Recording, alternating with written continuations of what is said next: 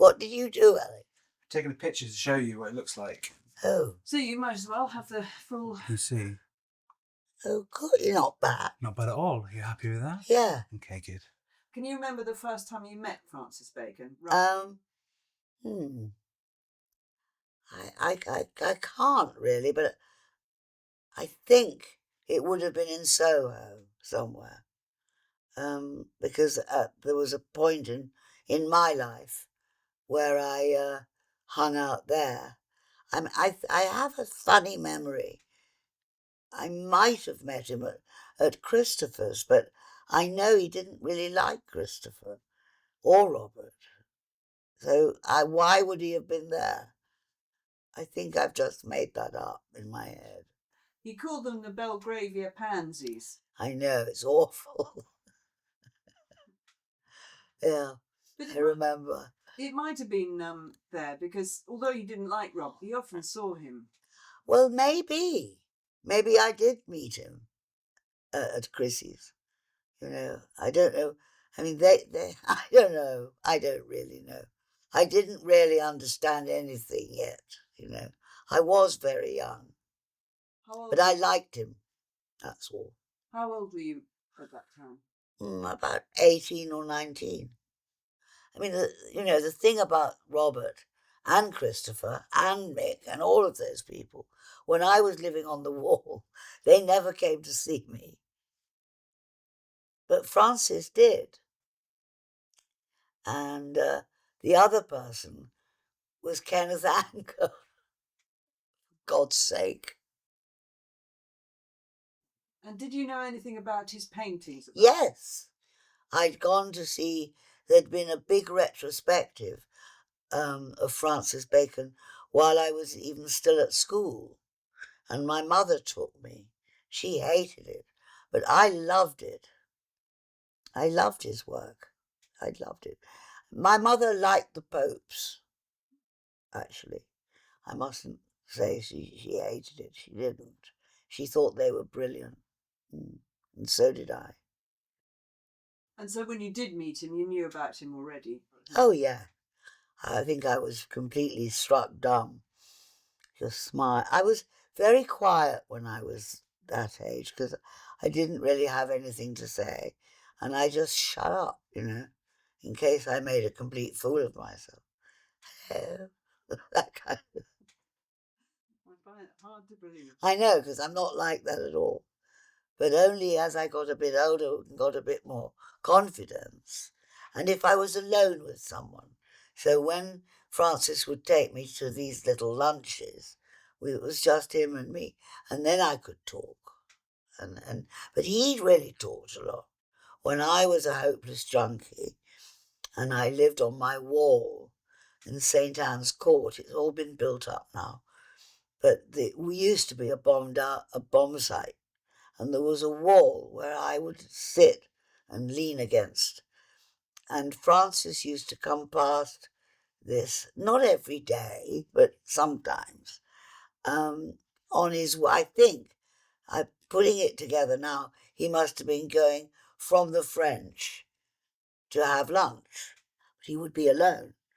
And he would just sort of pick me up and say, come and have lunch. And I was anorexic as well as being on heroin. It sort of went together in those days, really. And I was hungry, and I would say, yes, please. And off we'd go to Wheeler's and have the most delicious lunch and have a lovely time. That he didn't comment or judge or say the sort of things people would say, like, how can you be doing this to yourself? And he never said anything. He just accepted that I was doing what I needed to do. And I think he probably hoped I would get through it.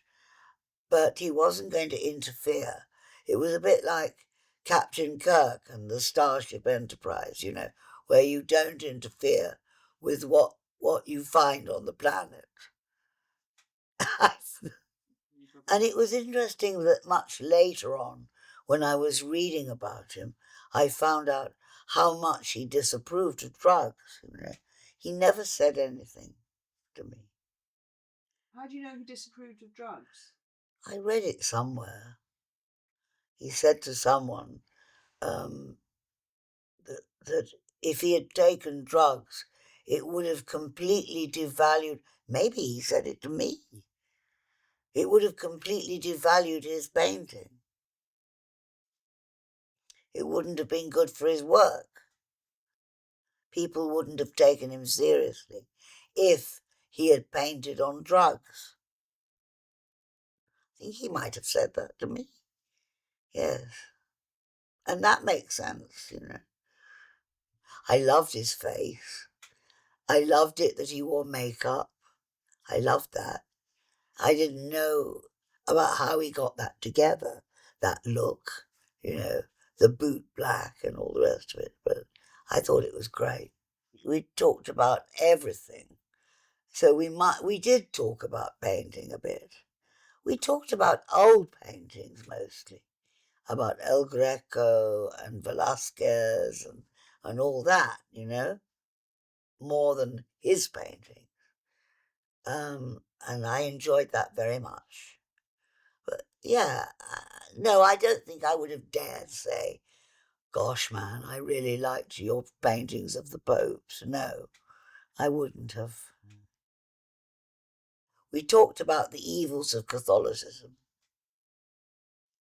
Yes, because I was still trying to recover from Catholicism, and Francis had managed that. And I thought that was pretty good, you know, gave me hope. He didn't believe in God. I think he believed in art, and I think I do too.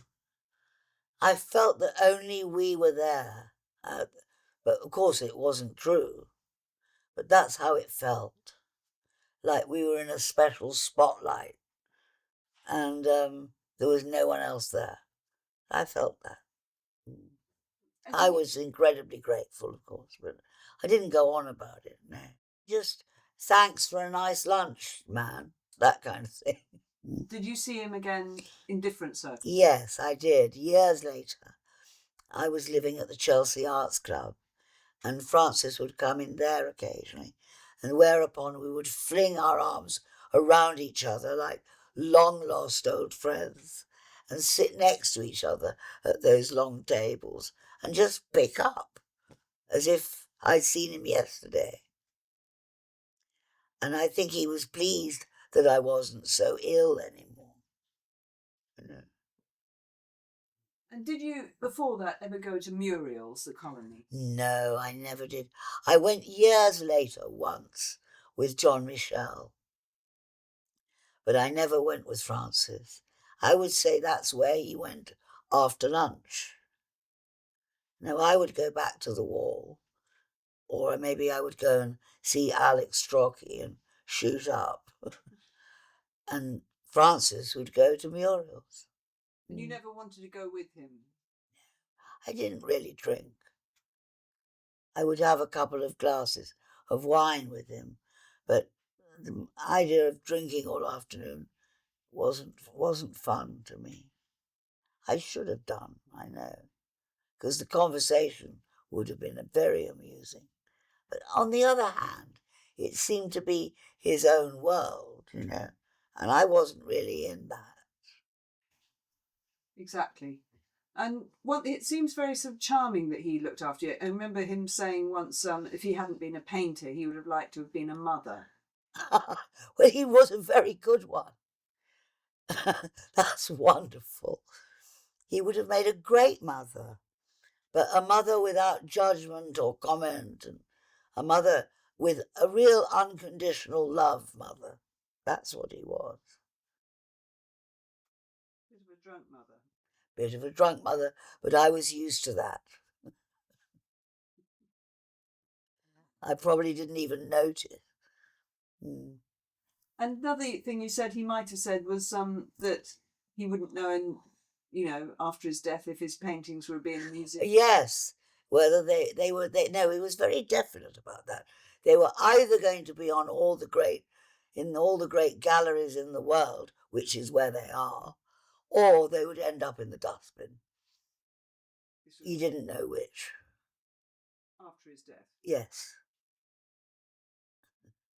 And what in what context was he talking about? Sort of, why do people worry? We never know what's going to happen to our work. Yes, I think, and to help me understand my work too. Who knows, what people will make of it. It's not that you don't care. I think he cared.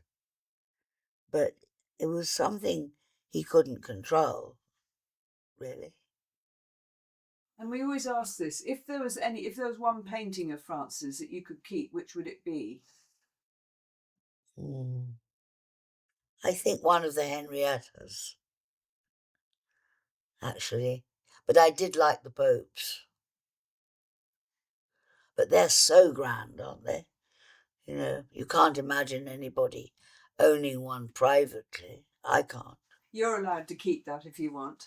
I think I might, yes. Well, there was obviously in him a deeply sort of, I don't know if it's a religious streak, no, but a deeply spiritual streak, yes. And that must have been one of the reasons why he was drawn to painting the popes. He certainly showed them in a different light. Maybe more accurate, The teeth. My God, the teeth. In one of them,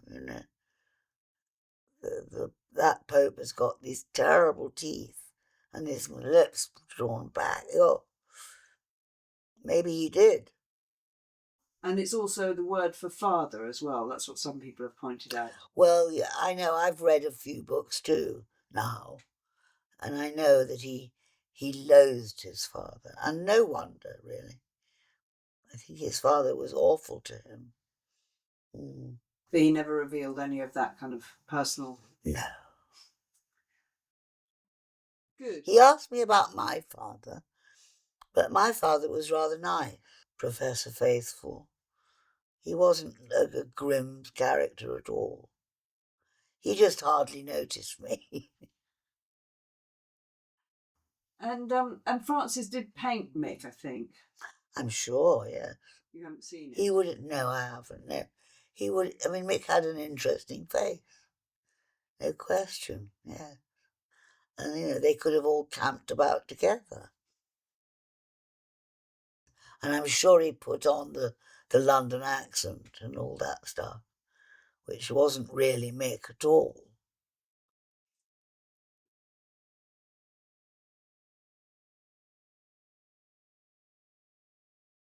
Francis was a great, great gentleman and one of the kindest people I've ever known, and more of a Christian than any Christian I've ever known.